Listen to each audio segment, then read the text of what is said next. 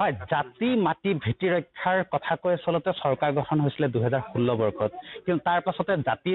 জাতিও বিক্ৰী কৰিবলৈ যত্ন কৰিছে, মাটি বিক্ৰী কৰিবলৈ যত্ন কৰিছে, আৰু যি মানুহখিনি যি আৱেগ অনুভূতি সকলো বিক্ৰী কৰিবলৈ যত্ন কৰিছে অসমৰ যিখন সৰ্বানন্দ সোণোৱাল নেতৃত্বাধীন চৰকাৰ, সেইখন চৰকাৰ। আৰু এই সন্দৰ্ভত আমি কোৱা নাই, এই অভিযোগ পোনপটীয়া অভিযোগ কৰিছে আঠচাৰ কেন্দ্ৰীয় সমিতিয়ে। আঠচাৰ কেন্দ্ৰীয় সমিতিৰ সৈতে আমি আছো, তেওঁলোকে কি ক'ব বিচাৰে আমি জানিব বিচাৰিম, কাৰণ কাজিৰঙা ৰাষ্ট্ৰীয় উদ্যানৰ দাঁতিকাষৰীয়া এলেকাৰ 672টা পৰিয়ালক উচ্ছেদ কৰিবৰ কাৰণে যি চৰকাৰে চিন্তা কৰিছে, তাৰ বিৰুদ্ধে তেওঁলোকে আজি সোচ্চাৰ হৈ পৰিছে আৰু তেওঁলোকে প্ৰতিবাদ সাব্যস্ত কৰিছে। আমি তেওঁলোকৰ সৈতে পোনে পোনে কথা পাতিম। আচ্ছা, বিভিন্নগৰাকী বিষয়ববীয়া আছে, কেন্দ্ৰীয় সমিতিৰ বিষয়ববীয়াৰ সৈতে কথা পাতিম। জগদীশ বৰাক দাদা, একদম পোনপটীয়া কথাটো হ'লগে, আপোনালোকে ইতিমধ্যে অভিযোগ উত্থাপন কৰিছে যে জাতি মাটি ভেটি সকলো বিক্ৰী কৰিবলৈ যত্ন কৰিছে অসম চৰকাৰখনে। আপোনালোকে ইতিমধ্যে অভিযোগ কৰিছে আমাৰ সন্মুখত, কি ক'ব বিচাৰে 672টা পৰিয়ালক উচ্ছেদ কৰাৰ যি ষড়যন্ত্ৰ চলিছে? চাওক, দীৰ্ঘকাল সময়ৰ পৰা আজি শ বছৰ বসবাস কৰা কাজিৰঙা ৰাষ্ট্ৰীয় উদ্যানৰ দাঁতিকাষৰীয়া অঞ্চলসমূহত চিলডুবি, দেওচৰচাঙকে ধৰি বিভিন্ন অঞ্চলত বসবাস কৰা আমাৰ ভূমিপুত্ৰ লোকসকল, তেওঁলোকে আজি কাজিৰঙা ৰক্ষণাবেক্ষণ কৰাৰ লগতে নিজৰ জীৱিকা তেওঁলোকে অৰ্জন কৰি পেলাই নিজৰ জীৱনটো নিৰ্বাহ কৰি হৈ থকা আমি দেখিছোঁ বা ইমান দিন চলি আহিছে লোকসকল। আৰু এই চৰকাৰখনে দীৰ্ঘদিন সময়ৰ পৰা এটাই বস্তু আমি দেখিবলৈ পাইছোঁ যে এই মানুহখিনিক ৱাইল্ড লাইফ প্ৰটেকশ্যনৰ নামত তেওঁলোকক কিন্তু গৃহহাৰা কৰাৰ, তেওঁলোকৰ জীৱিকা কাঢ়ি লোৱাৰ এটা ষড়যন্ত্ৰ আমি দেখিছিলোঁ। কংগ্ৰেছ চৰকাৰৰ দিনতো সেই একে পদ্ধতি দেখিছিলোঁ। আৰু যিহে নেকি সৰ্বানন্দ সোণোৱাল ডাঙৰীয়া বিজেপি চৰকাৰখন যেতিয়া আহিলে, তেতিয়া আমি আশা কৰিছিলোঁ যে যিহে নেকি জাতি মাটি ভেটি এইবিলাক ৰক্ষণাবেক্ষণ প্ৰদান কৰা হ'ব, ভূমিপুত্ৰ লোকসকলৰ অধিকাৰ তেওঁলোকে পাব, এনেধৰণে তেওঁলোকে বিভিন্ন ঢাক ঢোল বজাই পেলাই তেওঁলোকে চৰকাৰখন গঠন কৰিলে। কিন্তু বৰ্তমান সময়ছোৱাত আমি দেখিছোঁ যে সৰ্বানন্দ সোণোৱাল ডাঙৰীয়াৰ যিখন চৰকাৰ, এই ভূমিপুত্ৰসকলক কিন্তু উচ্ছেদ কৰি তেওঁলোকক গৃহহাৰা কৰাহে দেখিবলৈ পাইছোঁ। বৰ্তমান কাজিৰঙাৰ দাঁতিকাষৰীয়া অঞ্চলত বসবাস কৰা 672টা পৰিয়ালক তেওঁলোকক কোৱা হৈছে যে তেওঁলোকে এই মাটি এৰি ওলাই যাব লাগে। আমি তেতিয়াৰ পৰা কৈ আহিছোঁ যে ৰেভিনিউ ভিলেজ আছিলে তেতিয়া হাতীখুলি চাহ বাগিচা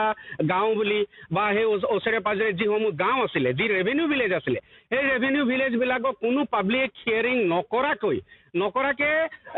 অসম চৰকাৰে ফৰেষ্ট ডিপাৰ্টমেণ্টক কিন্তু তেওঁলোকে মাটিসমূহ গতাই দিছিলে টাইগাৰ প্ৰজেক্টৰ নামত। আৰু সেই তেতিয়াৰ পৰা সেই তাত বসবাস কৰা যিসকল লোক আছিলে, ভূমিপুত্ৰ লোকসকল আছিলে, তেখেতলোকক কিন্তু ইলিগেল এনক্ৰচাৰ, ইংৰাজীৰ টাৰ্ম ইলিগেল এনক্ৰচাৰ, অসমীয়া আমি দেখিছোঁ তেওঁলোকক মানে তেওঁলোকে ইলিগেল কৰিছে, তেওঁলোকে বাহিৰৰ পৰা আহি বসবাস কৰিছে, তেওঁলোকে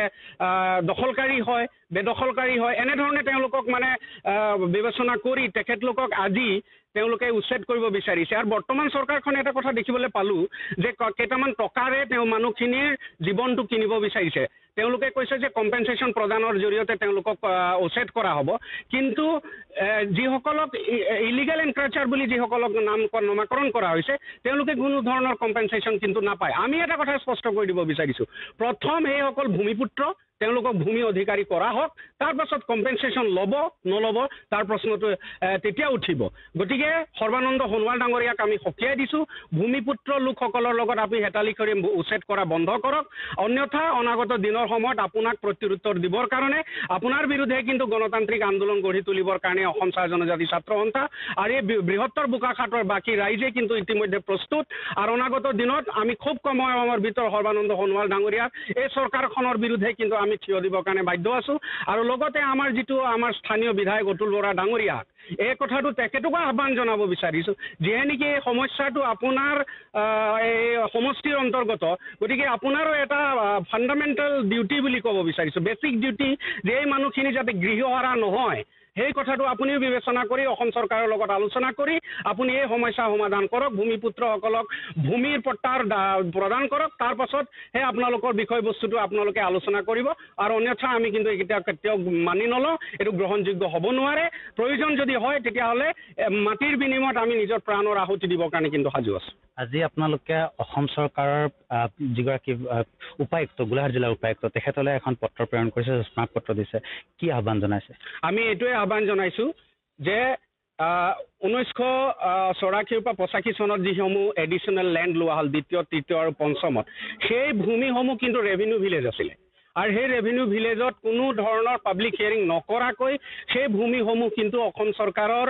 ৰেভিনিউ ডিপাৰ্টমেণ্টে ফৰেষ্ট ডিপাৰ্টমেণ্টক দিছিল তেতিয়াৰ পৰা প্ৰতিবাদ চলাই আহিছে যে এই ভূমিসমূহ কোনো ধৰণৰ পাব্লিক হিয়াৰিং নকৰাকৈ কিন্তু প্ৰদান কৰিব নোৱাৰে বৰঞ্চ মানুহখিনি কিন্তু পট্টা প্ৰদান কৰিব লাগে ষড়যন্ত্ৰমূলকভাৱে ডিপাৰ্টমেণ্টখনে ফৰেষ্ট ডিপাৰ্টমেণ্টক দিছে ইয়াক আমি প্ৰতিবাদ জনাইছোঁ এইটো কেতিয়াও হ'ব নোৱাৰে আৰু আমি এটা আহ্বান জনাইছোঁ যে গ্ৰেটাৰ কাজিৰঙাৰ বৃহত্তৰ স্বাৰ্থত মানুহ হয়তো বিবেচনা কৰিব সেইটো কথা বেলেগ কিন্তু এটা কথা ইয়াত আছে যে মানুহৰ জীৱন আৰু তেওঁলোকৰ জীৱিকাৰ লগত হেতালি খেলি কিন্তু কেতিয়া সম্ভৱ হ'ব নোৱাৰে গতিকে প্ৰথম মানুহখিনিক কিন্তু ভূমি অধিকাৰী হ'বলৈ দিয়ক তাৰপিছত বিবেচনা কৰা হ'ব যে তেওঁলোকে কম্পেনচেশ্যন ল'ব নল'ব গতিকে জিলা উপায়ুক্ত ডাঙৰীয়াৰ জৰিয়তে আমি অসম চৰকাৰক এটা আহ্বান জনাইছোঁ যে প্ৰথমে মানুহখিনিক পুনৰ ছাৰ্ভে কৰা হওক পুনৰ ছাৰ্ভে কৰি পেলাই তেওঁলোকক ভূমি অধিকাৰ প্ৰদান কৰা হওক তাৰপিছত কিন্তু কম্পেনচেশ্যনৰ কথালৈ নাহিব সেইটো পিছত বিবেচনা কৰা হ'ব আৰু অন্যথা কিন্তু আমি আন্দোলন কৰিবলৈ বাধ্য হ'ম এই কথাটো কিন্তু আমি জিলা উপায়ুক্তক আমাৰ স্মাৰক পত্ৰৰ জৰিয়তে কিন্তু অৱগত কৰিছোঁ এটা পোনপটীয়া প্ৰশ্ন এই মানুহখিনি স্থানীয় লোক হয় নহয় চাওক তেওঁলোকে মিচিং জনগোষ্ঠীৰ মানুহ আহোম জনগোষ্ঠীৰ মানুহ হয় কাৰ্বি জনগোষ্ঠীৰ মানুহ হয় চাহ জনগোষ্ঠীৰ মানুহ হয় গতিকে এই চাহ জনগোষ্ঠীৰ মানুহ এই আমাৰ যিবিলাক হাতীখুলিৰ পৰা ধৰি ৰঙাজানলৈকে বসবাস কৰা এই প্ৰাক্তন চাহ শ্ৰমিক মানুহ হয় তেওঁলোকে চাহ জনগোষ্ঠীৰ মানুহ হয় তেওঁলোকে আহোম মানুহ হয় তেওঁলোকে মিচিং মানুহ হয় গতিকে তেওঁলোকে ভূমিপুত্ৰ গতিকে বাহিৰৰ পৰা আহি পেলাই বসবাস কৰা প্ৰশ্নই নুঠে কোনো বাংলাদেশী মানুহ নহয় এইখিনি ভূমিপুত্ৰ মানুহ হয় আৰু ভূমিপুত্ৰ মানুহ আজি যদি অসম চৰকাৰে যদি বাংলাদেশক ভূমি দিব পাৰে বাংলাদেশক যদি তেওঁলোকে মাটি প্ৰদান কৰিব পাৰে এই ভূমিপুত্ৰ লোকসকলক কিয় দিব নোৱাৰে গতিকে আমি এটা কথা কৈছোঁ যেনেধৰণে আপোনাৰ বক্তব্য আছিলে সৰ্বানন্দ সোণোৱাল ডাঙৰীয়া আপুনি জাতি মাটি ভেটি ৰক্ষা কৰাৰ কথা কৈছিলে ভূমিপুত্ৰৰ সুৰক্ষাৰ কথা কৈছিলে আপুনি আপোনাৰ এই কথাখিনি আপোনালোকে কাৰ্যকৰী কৰক অন্যথা কিন্তু আপুনি ইয়াৰ প্ৰতিৰুত্তৰ কিন্তু পাব সেইটো স্পষ্ট বোকাখাটৰ বিধায়ক অতুল বৰাই এই সন্দৰ্ভত কি ধৰণে গুৰুত্ব আৰোপ কৰিছে বৰ্তমান আমাৰ মিত্ৰজোঁট চৰকাৰ আৰু লগতে